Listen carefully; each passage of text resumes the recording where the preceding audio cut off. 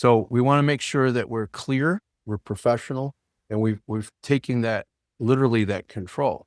Now, what we're going to do is give that back.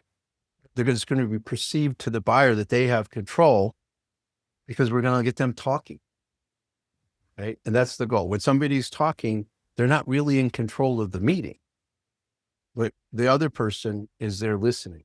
So, you have that active listening we've talked about. I think a skill set that can be developed with a salesperson is, that go back to being the 4-year-old. Be curious, try to understand.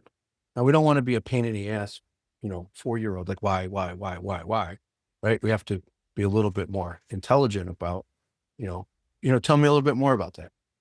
Why are you doing it that way? How did you get there? Right? So that curiosity is the driver, because what we're doing is getting that buyer to speak.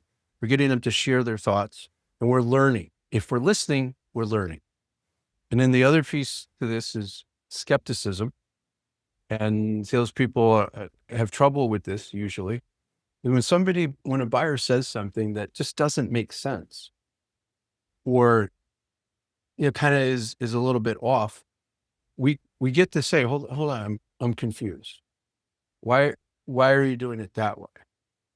All right. Or you mind if I push back a little bit on that idea? Right. Depending upon where you are in the conversation. And so just ask him, you mind if I push back on that? Yeah, absolutely.